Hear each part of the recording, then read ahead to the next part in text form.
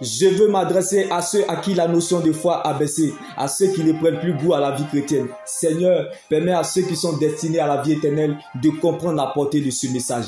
Le jour de ta naissance, quelqu'un t'a lavé, et le jour de ta mort, quelqu'un te lavera. Nous n'avons rien à porter, alors nous ne pouvons rien emporter. Il faut voir certaines personnes vivre, on dirait qu'ils ne vont jamais mourir. Nous sommes venus nus, nous retournerons nus. Il faut voir certaines personnes t'offenser, on dirait qu'ils ne vont jamais mourir. Chacun mourra par sa manière de vivre.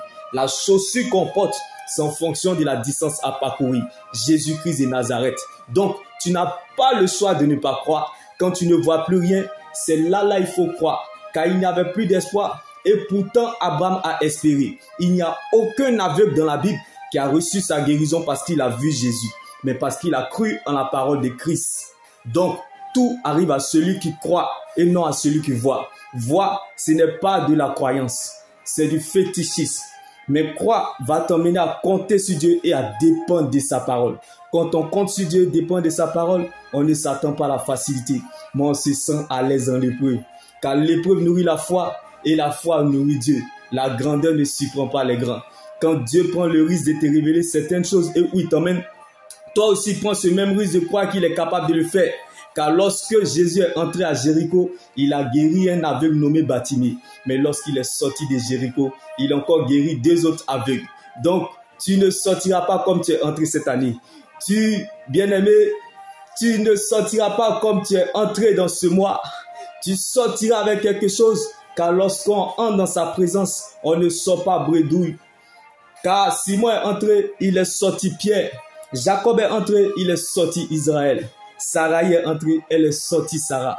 C'est que ton règne est possible, car c'est dans sa présence que tout se passe. C'est dans sa présence que nous avons la solution à nos problèmes. C'est dans sa présence que nous avons la réponse à nos questions. C'est dans sa présence que nous savons qui nous sommes et où nous allons. C'est dans sa présence que nous savons ce que nous vivons. C'est dans sa présence que nous comprenons ce que nous traversons, bien-aimés. Un jour dans sa présence vaut mieux que 1000 ans ailleurs. Donc laisse ces épreuves te conduire là où Dieu t'attend, dans l'adoration. Car c'est dans l'adoration que se découvre la profondeur de notre victoire. Alors, adore le Seigneur comme jamais tu l'as fait auparavant. Laisse ces épreuves te conduire là où Dieu t'attend, dans la louange. Car Dieu siège dans la louange. Que tout ce qui respire loue l'Éternel.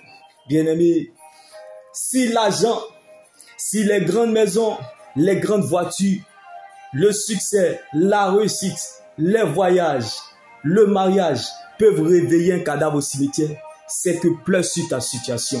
Si tu es en train de pleurer, c'est que tu as très bien commencé. Car on ne commence pas la vie sans pleurer. Si tu commences sans pleurer, c'est un problème. Donc, tu n'es pas en train d'écrire la dernière page de ta vie. C'est juste une période de la vie et non la fin de ta vie. Regarde tout ce que tu possèdes, celle que l'argent ne peut pas acheter. Le souffle de vie que Dieu te donne avec gratuité. Sa fidélité à ton égard.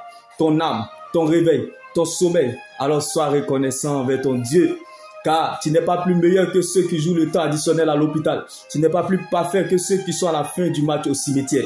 Pour celui qui vit, il peut toujours encore attendre quelque chose. Qu'un chien vivant vaut mieux qu'un lion mort. Donc ce n'est plus ton combat. Car Christ a été ressuscité pour toi. Il y a encore de l'espoir. Tant que Jésus vit pour toi, la mort est la plus grande humiliation. La mort est le meilleur conseil que je connaisse. Le piège est d'éviter de penser que vous devez perdre quelque chose sur la terre. Vous n'avez rien à apporter, alors vous ne pouvez rien apporter.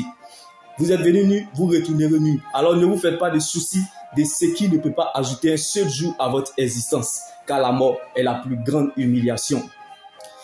Que Dieu prenne la forme de ce qui vous manque. Car la présence de Dieu est capable et peut ordonner à quelqu'un que tu n'as jamais vu afin de faire pour toi ce que les gens qui te connaissent n'ont jamais pu faire pour toi. Soyez consolés depuis votre position dans le nom de Jésus-Christ, car la présence de Dieu est capable de faire pour toi ce que l'argent ne peut pas faire pour toi. Il n'y a rien que le diable va ajouter sur votre vie que Dieu ne vous a pas donné. Que tu meurs riche ou pauvre, cadavre c'est cadavre, bien-aimé. Où veux-tu aller avoir une vie meilleure sans Jésus? La vie avec Jésus est un espoir sans fin, mais la vie sans Christ est une fin sans espoir. Tu peux tout avoir sur la terre et rater le ciel. Si tu n'as pas Jésus, tu auras perdu ton existence et raté ton éternité avec Christ. Alors ne laisse personne te priver de ton éternité, qui est l'enjeu majeur de ton existence. Reste focalisé sur le Seigneur Jésus-Christ seul, car la preuve, la valeur et la raison de ton existence, c'est ton salut en Jésus-Christ. Celui qui a fait le testament est vivant. Vaut mieux être blessé que de mourir. L'oiseau ne se fâche jamais contre l'arbre. Quand les païens prennent le risque d'adorer les faux dieux, toi aussi prends ce même risque d'adorer ton grand Dieu. Même le féticheur, lorsque son fétiche tue son propre enfant, il ne jette pas son fétiche à la poubelle, il continue à faire ses sacrifices. Alors, ne limite pas la main de ton Dieu, car ton Dieu n'est pas limité par ta situation. Ta situation ne peut pas diminuer Dieu. Tes doutes ne feront pas douter Dieu, car Job a tout perdu, mais il n'a jamais douté de Dieu. Bien-aimé dans le Seigneur. Donc tu peux perdre ce que tu as, car la vie est ce que nous pensons. Le diable cherchera toujours à te montrer ce que tu penses. Mais tu ne peux pas perdre ce que tu es, car l'éternité est ce que Dieu pense de nous. Dieu te fera toujours apprécier ce que tu es. Donc ce n'est pas la joie du moment qui compte pour Dieu, mais plutôt la finalité de son plan qu'il a déjà établi pour notre vie. Car lorsque Dieu t'attend la tête, il compte sur lui-même pour t'accompagner. Quand Dieu révèle un fait, il va jusqu'au bout de sa délivrance complète. Car Jésus-Christ est la finalisation de ce qui commence. Dieu ne commence jamais quelque chose sans l'achever. Donc la course ne s'arrête pas au milieu, mais plutôt à la fin. La fin du jour vaut mieux que son commencement. Va avec la force que tu as, car ce que tu as est plus grand que ce que tu cherches, espère ou attends, que le nom de Jésus-Christ de Nazareth. Or, la promesse que Dieu nous a faite est la vie éternelle. Donc, bien-aimé, ce que tu cherches, espère ou attends est en toi. C'est sa manifestation que nous attendons. Le Saint-Esprit en nous, sur nous et avec nous. Tant que tu peux faire des efforts, tant que tu peux te défendre, tant que tu peux te débrouiller, Dieu n'interviendra pas. Tant que tu gardes la couronne, le règne de Dieu ne descendra pas sur toi. Car le règne de Dieu descend toujours dans la vie de celui qui fait porter à Dieu sa couronne. Donc si tu fais de la parole de Dieu ton roi, tu deviendras sa reine comme Esther. Si tu fais de Dieu tes priorités, tu deviendras son projet comme David. Car celui qui obéit à Dieu comme Abraham ne sera jamais perdant. Donc si tu as perdu comme Jacob, c'est parce que tu dois gagner comme Israël. Si tu es descendu dans l'échec comme Simon, c'est parce que tu dois monter dans la réussite comme Pierre. Si tu es descendu dans l'esclavage comme Moïse, c'est parce que tu dois monter à la table des rois. Moïse n'était pas cité parmi les grands, mais il s'est retrouvé à la table des rois parmi les grands. Il essaie comme à cause de l'atmosphère de l'alliance. Quelqu'un quelque part, mon Dieu le visite. Quelle que soit la majorité de places que tes problèmes prendront dans une valise, la petite place que tu laisseras à la parole de Dieu fera toujours la différence.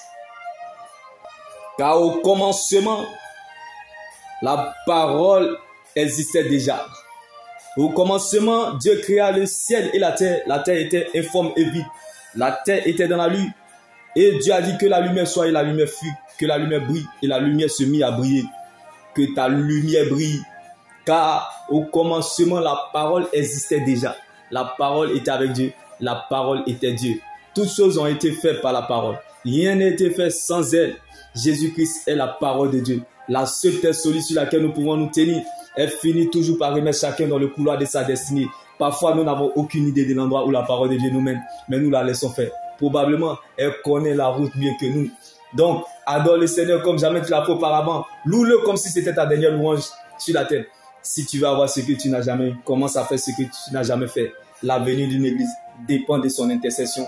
L'avenir du peuple dépend de son obéissance à Dieu. Et les fruits que nous recherchons pour notre liberté dépendent de notre relation avec Dieu. Car c'est de notre relation avec Dieu que découle tout le reste. Jésus-Christ est notre autorité, sa parole est notre position, son sang est notre couverture, son esprit est notre force, la foi est notre victoire et la résurrection est notre liberté. Jésus-Christ est notre Pâque. Oui, Jésus-Christ est notre Pâque, ta victoire. Christ est notre Pentecôte, que Dieu te donne donc son repos. Si le ciel décide de te faire du bien, il te fera du bien. Dieu fera par toi pour toi, sans toi, c'est ton ascension. Non pas parce que tu as raison, mais parce que tu es sa raison.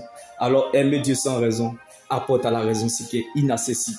Demeurez bénis, shalom, quelle que soit votre position, Dieu n'a pas changé sa position. Donc la parole de Dieu est notre position.